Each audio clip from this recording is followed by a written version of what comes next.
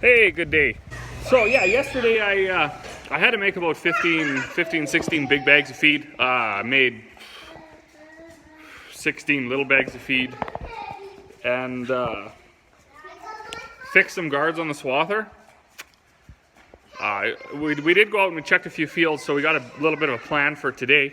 Of course, I'm not going to go through my plan for today because if I do that, nothing ever goes right. So we're just going to play it by ear today, see where we get to. First things we're going to do though,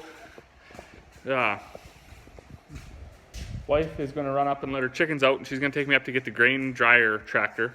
We pretty much have a tractor that's dedicated for on the grain dryer and on the grain vac. So I'm going to go get that, bring it down here, hook the grain dryer up, and we're going to try to get that set up before everybody heads out to the field. Okay, so we got some pallets of stuff moved out of the way and we got the dryer hooked up to the tractor. We like to set it right over here, and the reason is because when you're sitting in the living room, you can see the dryer. So people always carry on about how much they hate drying and blah blah blah. We don't really like it either. Our thing is the fact that propane's pretty expensive. You know, it's like probably 55-60 cents a liter.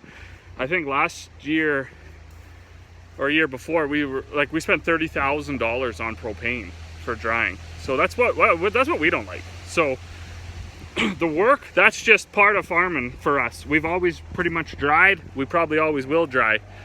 So when it comes to hating something, you limit your exposure to things that suck. One thing that sucks about drying is where do you put your dryer, right? It's usually in your bin yard, or it's wherever, and that's usually not by your house. Our bin yard isn't by our house either. So we're like, well, it's a seasonal thing and we can move it because ours is a portable batch dryer. Well, let's just bring it down here and put it right by the house. Yeah, sure, there's a little bit of dust or whatever, but Mother Nature and her gale force winds and her torrential rains and her feet of snow for 8 months of the year, she takes care of the little bit of grain dust that's left around. So that's what we do. People think it's dumb, whatever. So the one thing that was bugging us from last year with where our dryer was sitting, where there's some like massive poplars and they were like encroaching onto the dryer.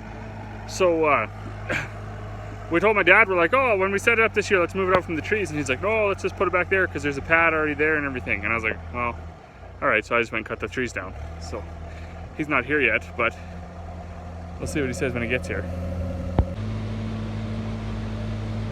So the wife there, she hooked up the grapple bucket, and yeah, like I've said before in some other videos, that makes cleaning up these trees just effortless. You don't have to cut the branches off and stuff. You just scoop them up, just throw them on your burn pile.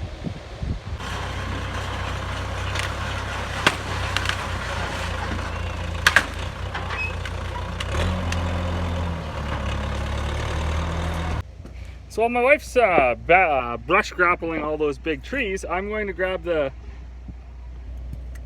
mixed mill tractor because it's got the blade on it, and then I'm going to drive around and push up the branches that kept breaking off.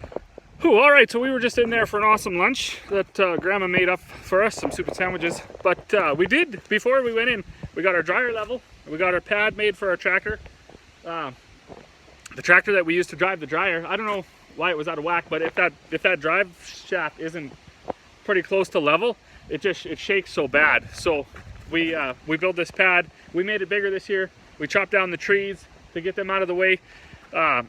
Once we get flying at her, we use that bin as a surge bin to hold the wet grain. No, we never keep up. We can never stay ahead of the wet grain. But like I say, we got all those cables in our bins up there, so we just put the tough grain in there and then we dry it. In the mornings when we can't combine, rainy days, things like that, we usually keep the dryer going 24 hours a day if we're into, where everything's tough. Okay, so we got out here, we got swathing. The whole reason we're swathing is these green ones. So they're down there in the crop, here's some green ones, and what's up top is really nice. So even just, driving around the green spots and stuff like that, for some reason the crop this year just didn't mature as it should have, and could be, we're assuming it was just too wet. So we're going to swath a bunch here We don't want to get too far ahead of the combines with the swather in case it starts to rain and doesn't stop. Then you end up with a real mess too. So it is a balancing act of what decision do you make, what's a good one, what's a bad one. So we're going to swath. This piece here is only 100, I think it's 120 acres. So we'll probably end up swathing the whole 120 acres. And hopefully by the end of the week we can come and pick it up. So there's another. This is another good view of what you have. It is a bit early. People are like, wow, they just gotta leave it and let the crop mature. Well, up here in northern Alberta, September 1st, you better be doing something because snow is around the corner. It has been for the last 4 years. We've left out quite a bit of crop. So like I say, you can see the green ones in there. That's dynamite. You think the crop's good and you go and you say, oh, there's not that many, but another few feet down there's some more green ones, you put that in a bin and you're just asking for trouble.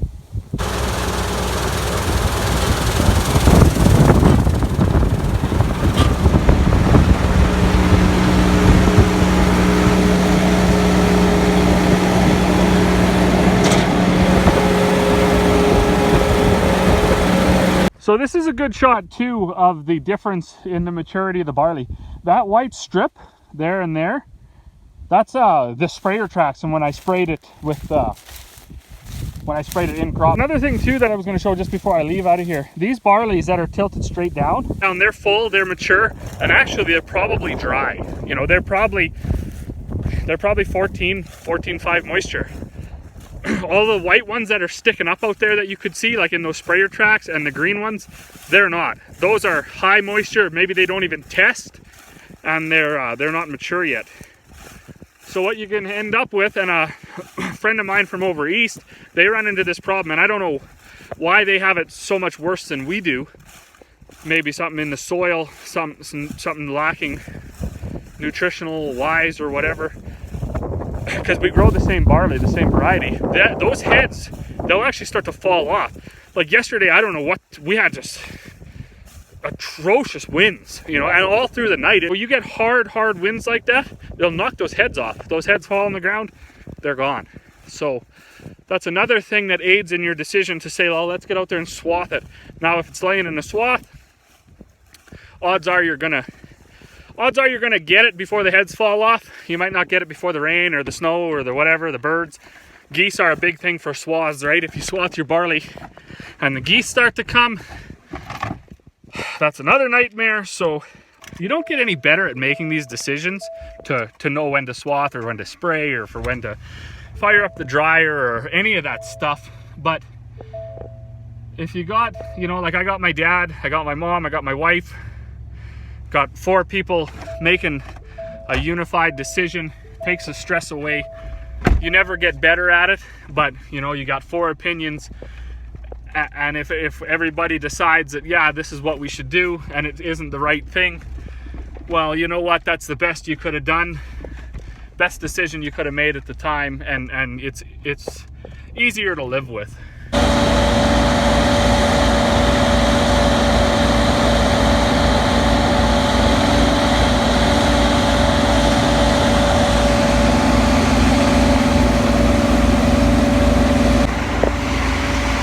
So that's the dryer system that we run.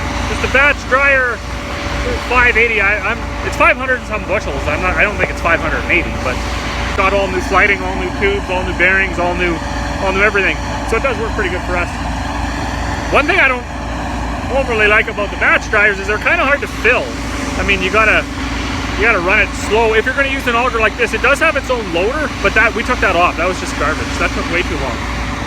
But when you're at this point, you gotta kind of trickle it in and let it even out. We don't put a whole bunch of gravel around the dryer. If you spill grain on the gravel, you just have a ton of rocks in your grain.